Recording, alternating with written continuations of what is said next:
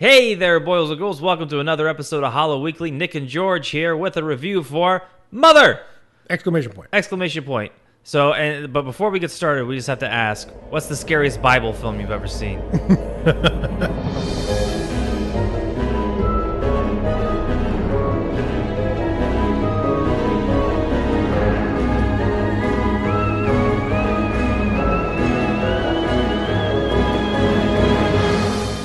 This is the scariest Bible film I've ever seen by far. All right, no, here's the thing, though. So we are going to do spoilers for this movie because from the word of mouth it seems to be getting, no one else is going to go see it. We might be the last people to ever see this film. So The last ones? right, They stopped tickets. But if we aren't the last ones, if you're planning to see it, we are going to do spoilers. And we've got, if you don't want this movie to be spoiled for you, there's two things you absolutely must do. One is don't listen to the rest of this podcast until you've seen it. Mm-hmm. And two is don't read the Bible and don't go to church because this movie is the Bible. That is all it is. It takes place in a house. An art house. Takes place on Gaia, Mother Earth. Yeah, in I was thinking of Moana, the heart of Tahiti. Whatever. It takes place on that. Now, let's just get this out in the open from the beginning. I actually really like this movie. Yep. I really kind of...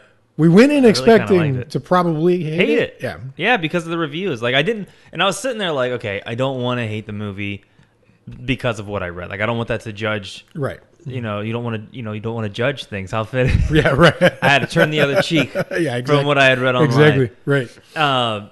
But yeah, it started to... the more it went on, it was a little slow at first, and I could sort of see why people weren't liking it. But then by the end, I was like, no, I kind of fucking loved it. Yeah, this guy. You were the same way, though? I was the same way. So, like, obviously, we'll get the out of the way from the jump. It's the plot and characters of the Bible, right? So then you have Jennifer Lawrence playing nature, goddess nature, possibly Earth. I couldn't Mother Earth. Well, yeah, I couldn't. Right. It's hard to. There's some places where the metaphors and analogies are going to break down here. Javier Bardem is the scariest god in history besides the Bible.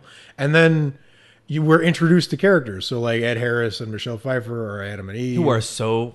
They're so good. Fucking good. The whole cast is amazing, right?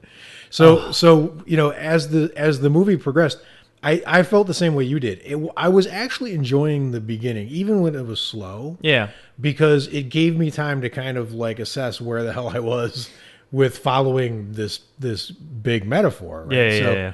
But and you know, this is a really great filmmaker. Like, he's not perfect and he can be aggravating, but just in terms of craft, even in the slow moments, Jennifer Lawrence can sort of detect the health of the house by putting her hands on it, and then she sees inside the walls, and she kind of can feel what's going on with the house, which is a living and breathing earth, right? So, and the way he would film it is you would get really close up on her eyes, and then she would put her hands on something, and it was really interesting to see like the texture of the wall next to the texture of her skin, and the close up on the eyes, and it was a tactile movie. You felt like you were touching things. You were going on a tour where it was engaging more than just your vision. Your other senses were being used, right? So I was like okay with the slow part, but I was not loving it. Yeah, like it wasn't bad, right? But then the movie sort of turned on the jets when Michelle Pfeiffer and Ed Harris, and then their two sons arrive, Cain and Abel, and then I was like, I'm actually really enjoying this movie at that point. So I knew I was. That's when, I was the same way. That's when it started to pick up. Yep. For me too, because the beginning is just kind of weird because Javier Bardem is just sort of like neglecting her a little bit from the beginning. Like, he's not neglecting her fully. He absolutely right, but he cranks it up. He starts slow and then he. Really I see. Here's the thing, though. I thought this was interesting, and I thought he nailed it in his performance because we shouldn't really simplify. I mean, it's more than the Bible. A lot of religious stories have similar arcs and archetypes, and they have flood events, and they have sacrifices of relatives of the gods and whatever. So it's not just the Bible. But one of the things that Javier Bardem did is the God is in the Old Testament is capricious. He changes his mind and changes his directions a lot. Like he wants one thing, then he wants something else, or you're in his good graces, then you're not, right? So I don't think he was neglecting her. I think he was going back and forth. He was hugging her and loving on her, and then blowing her off, and then hugging her and telling her she was great, and then disappearing, and then so I think that was why it was that way. That he was trying to. Gotcha. That makes more sense when you go to the store because I never. Read the shit, so I know. Right. So, but that makes more sense. Right, and that was. I just thought the performance was really good. But so let's jump into some of the specifics of. So we're a horror podcast. Yep. I don't want to do the "is this a horror movie" argument. I'm so sick of that argument. Right. So I don't want to do that part of it. But it's being marketed to audiences. Yeah. As a horror movie, as basically a home invasion horror movie, or possibly a modern Hitchcock or movie. Aronofsky's. Did I say that right? Yeah, or whatever. Right. His horror film. Right, exactly. Yeah. Even though he's already done horror movies, whatever. But so right. But what did you think of this as from the marketing standpoint, and what it did in terms of horror, scares, etc.? In terms of marketing, they screwed the pooch, I think, because it's definitely not like a horror film the way. Wait. We'll break this down into two pieces. They screwed the pooch because it's not effective, or they screwed the pooch because they're misrepresenting it. I think they're misrepresenting. Because it might be effective. You got a lot of buzz. To be fair, the things that happen through the eyes of Jennifer Lawrence are horrible, and there was some moments like especially towards the end where like it reminded me sort of like how I felt at the end of Paranormal Activity 3, where like there's just a lot of shit going on and like you're real into it. So there are like elements of it. But the way they describe, like when I saw the trailer for it, I was expecting like home invasion type shit, which I guess it kind no, kind of no from Mother Earth's perspective. Yeah, it's the ultimate home invasion. Yeah, humanity is. What did they say in the Matrix? We're like a virus. We're a pest. Yeah, the pests involved. Yeah, no, but for marketing, I feel like they really sort of revved it as like this is like a horror film. Yeah, and it's not. It's not. I mean, it's not that. All right, I don't want to do that. It's not. It's not what a horror fan would expect from seeing the trailer going into it. Yes. Right. So they're going to get sucker punched walking into this, which helps explain why it got a freaking F cinema score on its opening weekend, because they brought in a crowd who was like, "What? Yeah, what is this?" That you're like advertising, like you'll never forget where you were when you saw. I actually sort of like that. I mean, it's ballsy, right? But I don't know. I think that's what I mean is I feel like the marketing was effective, but I feel like it was disingenuous. It was a little bit, because when you usually, not that like that marketing is exclusive to horror, right? But like whenever you see that, most of the time, like I was thinking Last House on the Left, like just keep repeating, it's only a movie, a movie, or Texas Chainsaw. Yeah, the trailer's paced like it. The sound in it is done like a horror trailer. Like it's just, so. All right, so that's the marketing part of it. Did you find the movie scary in a way that a horror movie often is scary? I didn't find it scary in the way I find horror movies scary. I found it scary in the way like some documentaries are scary, if that makes sense. Yeah, totally makes because sense. It's obviously like a reflection of humanity worshiping like a set of text. Right. And like that's the part where like it was very reflective of like, people throughout time and how they treat like the Bible. And like to me, like that part was kind of frightening because it was more of like shit, like we're kind of like all messed up in the head type deal. Right. But as for like typical, like as for your run-of-the-mill horror film, like scary, not really, but it had some really amazing visuals in it, I thought. Yeah, for sure.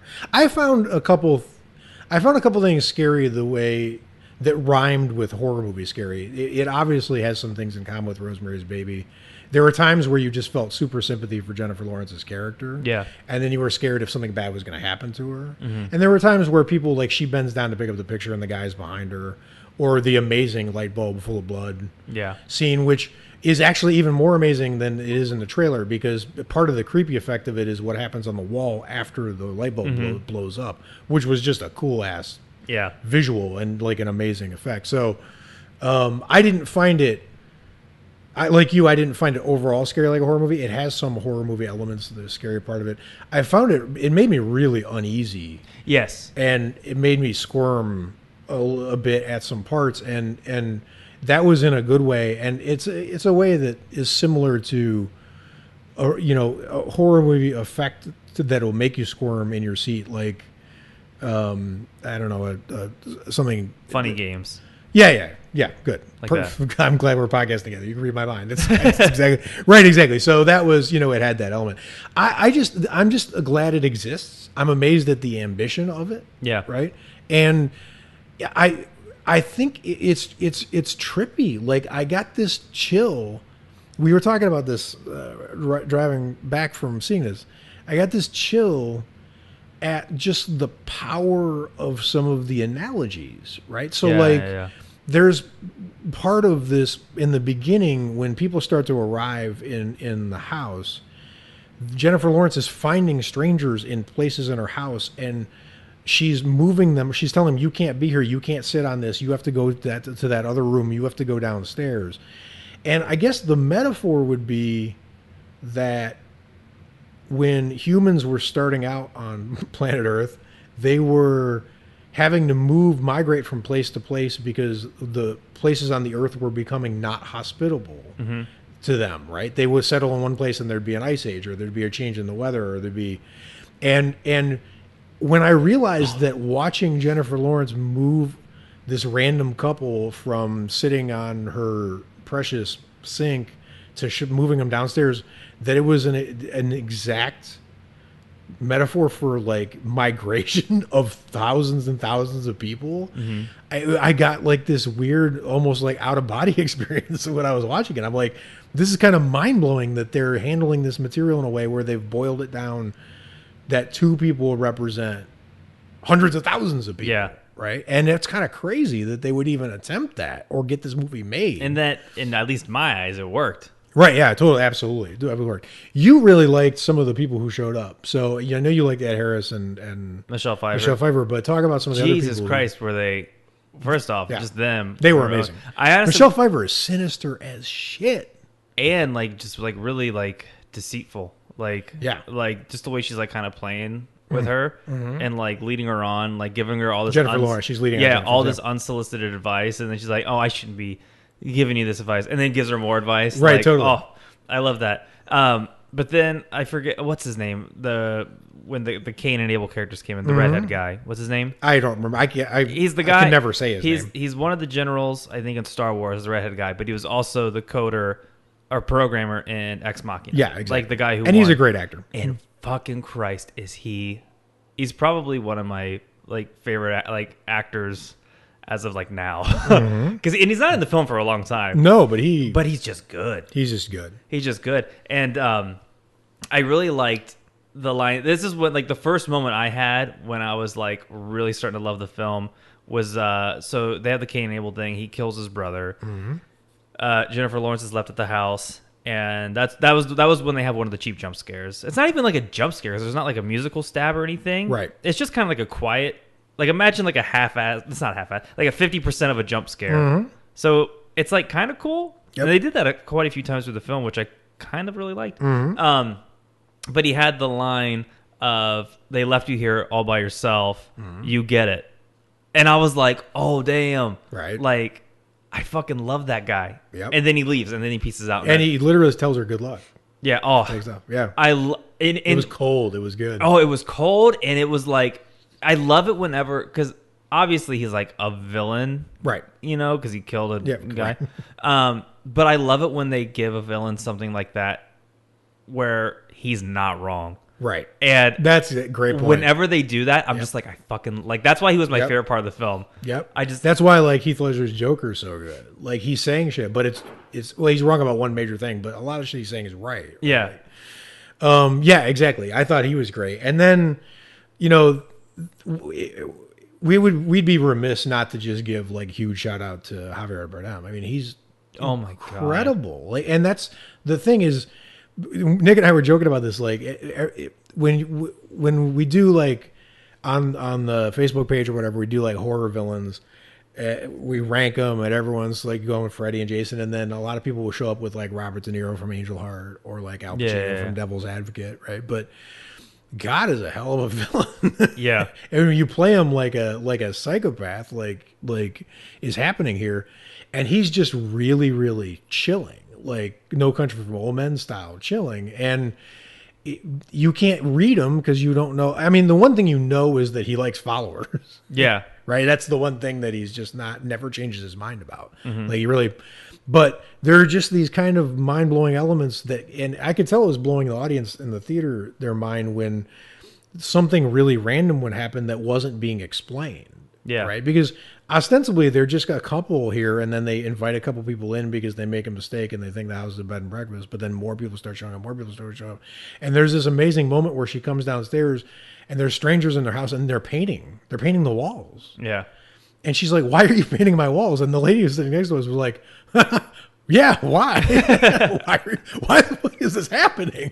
Why are you painting the walls?" Right? So there were just these random, not explained, like, you know, moments, and you could tell that they were generating out of what Javier Bardem was doing. Yeah. But he would never own it. He kept pretending like, oh, they're just here. Jennifer Lawrence would confront him and be like, "Did you know he had a wife?" And he's like, "No." How would that's impossible? How would you not know he had a wife? I mean, following the metaphor, right? Yeah, So there were just these moments where you just couldn't get a read on, and he played it beautifully. Like he was just, and so after the scene that everyone will be talking about this movie happens near the end, him and Jennifer Lawrence end up in a sort of stare off. Yeah. Where Jennifer Lawrence is holding her baby. She's trying not to fall asleep because she doesn't want Javier Bardem to take the baby.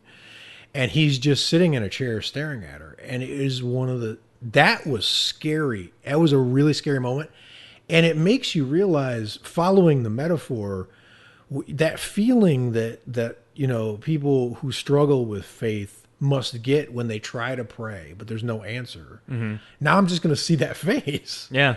Just not reacting, just staring at, like, you can't tell, cares, not cares, listening, not listening. Whenever people are like, God's always watching, right? I'm going to imagine Javier Bardem just in a chair. Just in a chair. Staring at me. And I'm like, well. Yeah, and it sends a chill down my spine, just like thinking. So that was really well executed. Yeah. Gorgeous. It's a weird thing to think about. Like, he just, like, his eyes are just wide open. Like, what's going on? Please stop. And, like, some privacy, please. And Jennifer Lawrence also did a really, really good job. I think one of the weaknesses of the movie is that her character is I called it that she's a 2-hour meme. She's just shocked at what humanity is doing to the planet for 2 hours. Yeah. Shocked at everything humanity does. She turns around a room and, like, Ed Harris and Michelle Pfeiffer are making out. Then she goes to another room and they're trashing her house, and she goes to another room and she's just shocked. And she's like, what the and then she just tries to, like, repair, and that was touching. Like, she was trying to keep everything repaired, and, you know, that was a really cool. She was amazing, especially since a lot of people online were giving her shit after X-Men, because I think even as Mystique, I think she wasn't like that great. And it's probably because I like the other Mystique a lot better. But people started to, like, shit on her acting abilities after that film. And I think after seeing this, it's like, no, she's good. No, she's like, really, she's really good. It just wasn't a broad role, but she was really, really good. But I felt bad for her the whole time, and I was agreeing with her the whole time. Anytime she was like, "Get out of my house, get out of my house," and it wasn't towards the end when she, like, flipped the fuck out. I was like, "Yes!" I was like, because when the sink thing broke, that was like a flood. That was the flood, right? I was like, let all them motherfuckers just get them. I was like, let them all die. Right. It was funny now that I'm thinking about it. Jennifer Lawrence, her character reminds me a lot of the villain from Kingsman. Samuel L. Jackson's character. Remember, he's like, humans are a virus, and we just want to warm the earth up to kill the virus. He just wants to get rid of all the, like, the people and shit. I was like, and I was thinking about that, but seeing it from Jennifer Lawrence, like, point of view being Mother Earth, I was like, yeah, fuck them. Well, yeah, but see, you bring up a really good point, and this is why I'm glad this movie exists, and you know, I'm gonna fight for it. I'm gonna go to the mat for, because horror is known for pushing boundaries. Yeah. Right? Like, you don't kill your main character in a movie until Psycho did it. Now you're allowed to do it, right? Yeah. So what was really entangling me watching this was realizing that I'm watching a movie. So God outranks Jennifer Lawrence. This movie should have been called Father! Exclamation point! Ding. Yeah. And because he's the highest ranking figure, right? There's a reason why it's called Mother, and I was trying to figure out why it's centered on her. Even though, spoiler, she doesn't actually make it at the end of this movie, right? Yeah. So, but the thing that was weird to me was, and it was pushing a boundary that I liked, was the fact that you're seeing this from her point of view, and she hates you. Yeah. So you're sympathizing with someone against yourself, right? So, which was has happened in movies before. It's not like it's never happened, but I thought it was really well done and really interesting that this movie had me rooting for the character who was rooting against me. Yeah. Right? Like I was trying to think of like I know because what was it, South Park, and I think even Futurama did episodes where like a main character like became God and like shit goes kind of wrong because they can't handle it, and like it sort of played out similar. But I was sitting there thinking about those 2 episodes watching this movie, and I was like, yeah, if I was a God, I'd probably listen and I'd just kill a bunch of people. Yeah, because she keeps telling Javier Bardem, why am I not enough for you? Why do you have to bring other people? We live in this beautiful house. I love the you, house, right? The house was great. Yeah, I kept thinking it looked like the store Anthropology. Like everything, totally. Just like it just kind of had this like rustic elegance. Well, there's this really cool thing that I didn't realize was happening. And this is an interesting, possibly interesting comment on God himself, is that God can make the house, but he can't make it finished. Right? So he makes the house, but everything in the house is unfinished. Jennifer Lawrence has to finish it. Well, that's what Michelle Pfeiffer brought that up.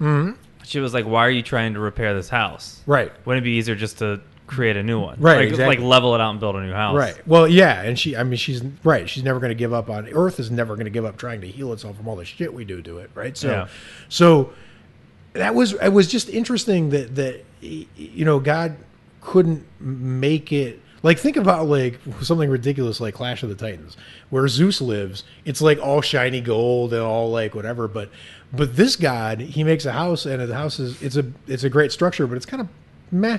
Yeah. Until Jennifer Lawrence comes around and like, Spit right? Place. So yeah, and I thought it was just a weird, interesting, take on it, right? So, but she keeps telling him, I don't. Why were you bringing these other people in?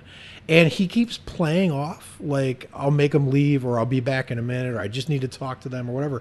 And at the end, when he finally gets really frustrated with her, he's like, I don't want them to go. And she's like, I'm not enough. You're not, right? Yeah. So that's horrible. And I like that, especially after watching American Gods, because that's their whole thing. Because they get stronger the more people worship them. Right. And after see like those two, I would always put those two, like watch American Gods, spoil that you're about to watch the Bible in an art house film, and then you're gonna love this movie. Well, I don't know if you're gonna love it because of the scene we're gonna get to, but so I also liked that they didn't take the writer metaphor too far. Yeah. Oh my God, they could have overplayed that. Holy shit, they could. Because Javier Bardem's the poet, he's a writer, and he's creating whatever. And when he finally finishes his work, his masterpiece, it's kind of great that we were talking about this, that the publisher comes to his house. Kristen Wiig. Yeah, the publisher calls him and says, we sold every copy of your work in one day. Which was kind of hilarious, right? Yeah. And then she comes over and she's like ostensibly celebrating that the book came out, which feels like what the party's about. And the publisher turns into this kick-ass killer in the house. She's rounding people up and just putting them down. And she's like the church, right? Yeah. She's like maybe the Catholic Church or some kind of organized religion metaphor. Yeah, because she facilitated the publishing of the book. Yeah. So she's pushing the copies of the book out to the masses. Yeah. And then she turns ruthless, which is like the church going like crusades on people, right? So, but it also had like an ISIS look to it because they were executing them with the bags of their head. So they mixed like Right. crusades with like modern like extremism. Yeah, it was kind of great actually. Yeah, it was because really all hell breaks loose in the. Oh my god, that scene, the energy of that movie, like see it in the movie theater if you can, like because like the sound and the energy of that scene when hell breaks loose, The sounds are crazy, dude. It is just and just the sudden death that breaks out, like when the authorities arrive and factions start fighting each other. Oh, I love. And you've been in this house, and that's one of the cool things is there's an in joke in the beginning of it.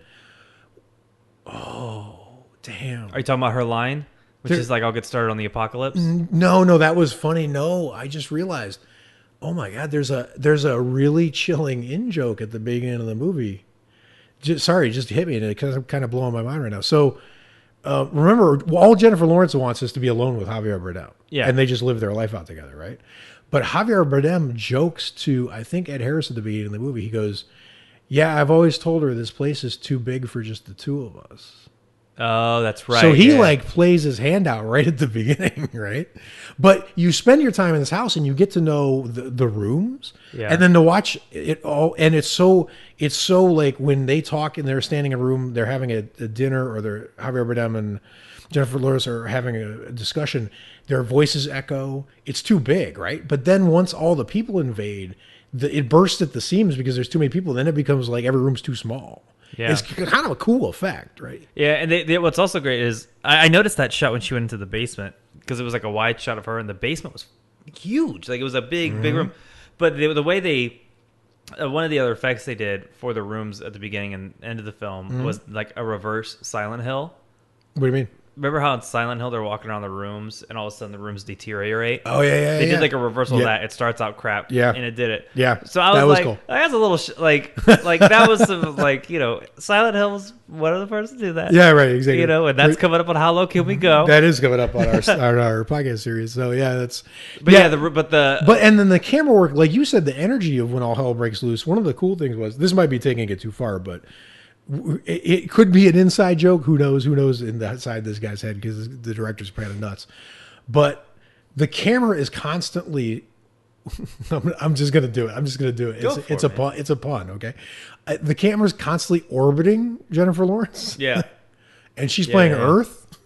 Right, so like it's rotating around her, but it really speeds up when all hell breaks loose and people start fighting each other, and you get really disoriented about where you are and what the hell's even happening in the corners of the frame, and it just gives it like this really edgy feel to it that's kind of great.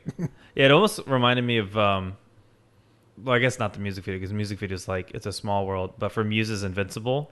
Because it goes through like all of like the big wars, and like they sort of touched on it a little bit, with the clash. That's with great. The authorities. That's a great comparison. Yeah. And I couldn't believe I was sitting there and I was watching like a domestic drama with a few characters, and then all of a sudden it was Saving Private Ryan in a house. Yeah. Oh my god! It was wow. And the transition for it was like the build up. It's really quick build up, but it's also very smooth. Yeah, like it's not like a jarring, like everyone's here. That's exactly right. I expected it to be jarring. You just glide right into that moment. Yeah, that's good filmmaking. That's really. And the pacing for it is great. And then the going from that hectic energy to like hell on earth kind of vibe, then swinging it back around to like the Lake of Fire, whatever you would have called it, End of Days, or however the fuck they worded it in the book, and then going to the new beginning. It was just smooth. Oh yeah, it was just so well done. And I actually didn't like some of the editing in the beginning. It just felt like kind of weird, and also it was super grainy. It was super grainy. I don't know. That's what I'm talking about the texture. I think because he was mimicking kind of what she was doing on the walls. She could have painted the walls. See here, think about this. This is I think he filmed it this way on purpose because she was painting in a super weird way. Yeah. Right. She was using like a fucking shovel and Play-Doh. Yeah, but it was like really textured, kind of like the way you picture Van Gogh painting, not the way you paint a house normally, like whatever. Yeah. But the like people, knife painting. Yeah, but the people who show up later, they do it with the rollers. They do it like one coat, smooth, like whatever. Hers had texture and had personality. It was interesting. Yeah. And I think the movie was just duplicating what what Gotcha. she was doing herself, right? Gotcha. Okay. But I could see how it's a little off-putting. Like, yeah, but then I really started liking it towards the end. Right. So like I think the weakness is probably like the first. It's not even really weak though. It was probably my least favorite. Sure. It was probably the first 5 to 10 minutes. But then after that, once the people showed up, I was okay with all that. I love the way I was fine with it, but it was just my least. Yeah, no, that's true. Favorite. I think it was probably my least favorite out of what happened too. I could have done a little without. I feel like there were the point being made about humanity overrunning the house went on a little long, but I just like the way a lot of the shots were framed at the beginning. I mean, Jennifer Lawrence is a special effect herself, yeah. right? Like you just got to have a field out by and then frame her in a door and it's a shot. Like it's yeah, the shots were pretty. So yeah, it was. I mean, there's just he's just good at what he does, right? Do we want to deal with the scene? Fuck it, why not? We're a horror podcast. We've talked about worst shit. No, I'm not worried about talking. I'm not. I just know that everyone's going to be talking. They eat about a baby, right? It's right. It's the communion. Yeah, right? It's right. Which really makes it weird because like I don't go to church, but I know they have like they drink the wine and the cracker, and they're like you're eating the body, and then when you see them eating the body, you're like, ugh, yeah, stop that. Maybe something else. Maybe like a potluck. Maybe something different. Just quit eating the body. Yep. Yeah, I'm not sure how I feel about. I mean, it's super effective. It's a really effective scene, and it's a gut punch for sure. I guess the thing I'm not sure. This is going to be a weird objection coming from me, but I'm not sure if I feel like it's a shot that the movie's taking that might be a little unfair, and I guess. I don't know how to explain that part of it, except for the reason it's such a sucker punch. Not sucker punch. The reason it was so affecting to me was actually the work they put into making it effective, because they showed the baby bonding with J-Law, and they were like, she was acting, Anaconda. We were going to do Anaconda. That's why I came up with Yeah, she acted it really well, and the baby's super adorable. So like there was this bonding, and she had gone through so much shit to have this baby that I just didn't want her to lose it. And I don't know that is a one-to-one accurate analogy to what people in church are doing when they partake of Jesus, right? Because I didn't spend a lot of time bonding with Jesus and feeling like it was weird. I just don't know if it was a fair. I feel like the analogy might have broken down a little bit. Is my objection to it. Not that they shouldn't have shown it or whatever. I mean, whatever. You got to do what you got to do. So it's an effective part of the film. I just don't know. It's where I sort of lost the metaphor for a little bit. This film officially has more cannibalism than Texas Chainsaw Massacre. It's a good point. It really does. But there are points where kind of like the metaphors really kind of weirded me out, and I was like, so if the house is Earth, then Javier Bardem just takes Ed Harris and they go on a hike. So where were they? Like space? Yeah. Some of the things were just it was a weird. It was like, I think that was like the beginning, is they were really weaving in between like this is the Bible, but we're back over here to like an actual movie real house thing, and then we're back over here to Cain and Abel. So I think that's when it was sort of like. It was like wobbly, and then it smoothed out, and then exactly. Then it went into the thing. So the way it ends is kind of beautiful. It's something I feel like I should have seen coming, and I didn't. Same here. But it's once it happens, it's so obvious that it's just a gorgeous move. Any movie that does what this film did. Another one was Dawn of the War of the. Not War. You haven't seen War. War. The one before that. Dawn of the Planet of the Apes. Yeah. The one that was basically Julius Caesar. Yeah. It does what that does. It ends with the same shot. Begins and ends with the same shot. Yeah, well, I mean, beginning and ending with the same shot is kind of great, except for what makes this so effective is this. Yeah, but this does it differently. You're absolutely right. Yeah. Well, begins and ends with the same shot. It actually has the same. But the context and how it goes. Yeah, but what's kind of great about what they do is, so first of all, the artifact, the love. Yeah. Is just a gorgeous object. It's Yeah. fucking I couldn't take my eyes off it, right? Which was great. So it's this crystal jewel, and it's got like this red running through it. It's like pulsating, which is Looks kind like of the embers. same. Yeah, it looks like embers, but also looks like what she was seeing inside the walls of the house, which is kind of great because that means 'Cause that it was right, I mean, yeah, of the last right, yeah, exactly, the last Jennifer. right, yeah, exactly. So that the fact that the artifact was, but when you open on it, it's just this thing sitting on a shelf, and he's saying that it's part of what gives him inspiration to write. Mm-hmm. But it's just kind of like a knickknack to us, right? And one of the great things that happens is it gets broken when Eve fucks everything up. Good job, Eve. And Catwoman. right. And it gets smashed, and he's picking it up, and he starts squeezing the shards, and his hands are bleeding, which is a really uncomfortable moment. But love hurts, right? So, but at the end, when he reaches inside of Jennifer Lawrence and takes the love out and just turns her into just ashes, right? Just she's got nothing left to give. She's not. It's over. He basically kills her and pulls this artifact out. What's amazing about it is it flashes to the scene where he says he's going to try again. That's what he does. He's a creator. And we go to the bed, and where Jennifer Lawrence was sleeping, there's now another Jennifer Lawrence. Another mother, right. And Jennifer Lawrence is wiped away, and you know the cycle is going to continue again. But what's great about it is he just puts that thing on the shelf, and then he uses that laugh, like that laugh that he does. It's like an egotistical. It's insane. Yeah. It's insane. Like, it's the moment you realize increasingly as the movie goes on that they're playing this character as if he's insane. But that laugh is just such a great way to end that movie and make it really a horror movie, because that's... Yeah, it's funny because the optimist in me is like, he's learned, it's gonna be different, but it's not. It's gonna be that same, because he's always gonna burn down the house. He's always gonna burn down the house. Well, here's the thing. So the thing that's really interesting buried in there is when he writes his one, and by the way, what the hell, man? Like, Jennifer Lawrence has been fixing up this house for 2 years. You write one page? Like, he wrote a page, basically. So when Jack Torrance in The Shining did more writing than this guy. Yeah, he did. So when he hands it to Jennifer Lawrence, she reads it and she says it's perfect and it's beautiful, and she really loves him, right? And loves how he creates, right?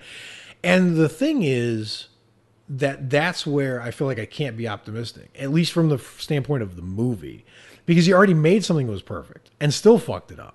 It's not like he handed to her and she goes, yeah, you almost got it. Like, he made a perfect thing. Yeah. And then still fucked everything up. Right? True. So, right? He unleashes chaos because he distributes this. It's when the book gets distributed to humanity that everything goes to hell. Mm-hmm. That's what goes wrong. It's not him writing it, right?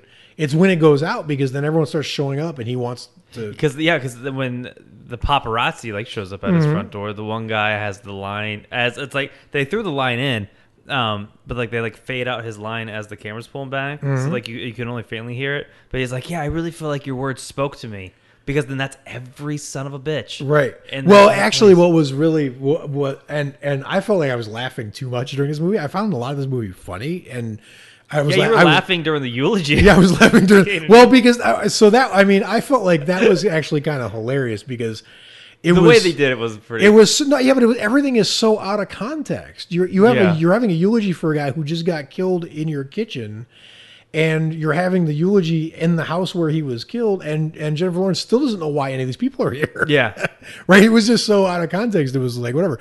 But one of the funniest lines in the whole movie was when all these people show up after they've read the Bible, and they're all on the doorstep, and you just see this incredibly pleased look on Javier Bardem's face, and he turns to Jennifer Lawrence and goes, "They all read it, and they all got everything. They got it all, but they're all interpreting it differently. Yeah, yeah, that line. It was so great. It was just like whatever.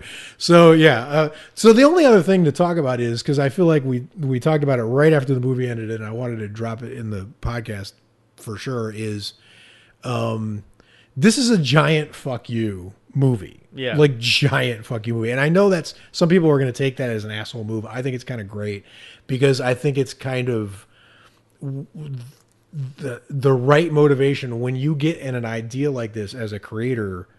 You're just going to do it, or you're just going to start killing good ideas in your head. Right. Yeah, so yeah. you got to pull the trigger and do it. Right. So, but it's just a giant fuck you movie. And, you know, I was sitting halfway through this movie thinking to myself, what's the biggest fuck you I've ever done to someone? Like, to get back at someone, or like how much time and effort and money did I put into it? Because it's just the scale.